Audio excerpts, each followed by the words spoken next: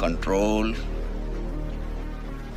Control. Well brace your self, बलैया बाबू वापस आ गए हैं तांडवम मोड ऑन करके, और इस बार सिर्फ रुद्र रूप नहीं देसी वीएफएक्स का राक्षस भी साथ में लेके आए हैं। वेल इस टीजर को देखने के बाद मुझे वाकई समझ नहीं आ रहा था कि मैं हंसूं इस पे या रोऊं, क्योंकि जहां इस मूवी का पार्ट 1 की मैंने भी तारीफ की थी, मुझे उसमें बलैया के कैरेक्टर का ऑरा काफी पसंद आया था, वहीं इस पार्ट 2 के टीजर के इन सीन्स को देख के ऐसा लग रहा है कि मेकर्स कुछ ज्यादा ही हल्के में लेने लगे हैं ऑडियंस को। लेकिन फिर मेकर्स ने सोचा कि why should war 2 have all the funs, and Akhanda 2 भी कूद पड़ी वीएफएक्स ट्रोलिंग के दलदल में। वेल इंटरेस्टिंग बात यह है कि टीजर के सीन में वीएफएक्स जितना गंदा है, बलैया बाबू की एक्टिंग उतनी दमदार है। मतलब उनके एक्सप्रेशंस इतने कन्विंसिंग हैं कैरेक्टर के प्रति कि वाकई वीएफएक्स वाले बंदे को गाली देने का मन करता है। वहीं ये वाला सीन स्ट्रेट आउट कल्कि की अश्वत्थामा वाले सीन से छापा गया है, बट आई ऑलवेज से कि कॉपी मारने में कोई बुराई नहीं है, लेकिन जिसकी कॉपी मार रहे हो कम से कम उसकी इज्जत तो करो।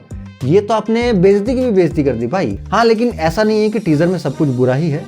थमन का बीजीएम जबरदस्त है एज ऑलवेज, एंड बलैया की हिंदी डायलॉग डिलीवरी जो कि मुझे पर्सनली शुरू से काफी पसंद रही है। मतलब ये है भाई बचपन से मेरे साथ, क्या कर सकते हैं। उनकी हिंदी आवाज में 100 में से भी अलग पहचान सकता हूँ, तो उनके डायलॉग्स दमदार लग रहे हैं सुनने में। साथ ही पिछली फिल्म जहाँ पूरी तरह से सुपरनेचुरल एंगल पे बेस्ड नहीं थी, वहीं ये पार्ट 2 ऐसा लग रहा है कि पूरी तरीके से सुपरनेचुरल थीम पे ही बेस्ड होगा। मूवी में हमें एक प्रॉपर तांत्रिक टाइप का कोई बंदा विलेन के तौर पे भी देखने को मिलेगा, शायद अघोरी कल्ट, ब्लैक तंत्र या सुपरनेचुरल वॉर की बात हो रही है यहाँ पे। वैसे एक बात तो है, बलैया की स्क्रीन प्रेजेंस एक सिनेमैटिक स्टोरेज जैसी होती है, इसी के बल पे डाकू महाराज चला दी थी भाई इन्होंने।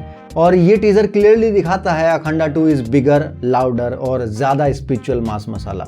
बस यहाँ वो दबीडी दिबीडी ना कर दें, एंड होप भाई वीएफएक्स सुधार लें लोग।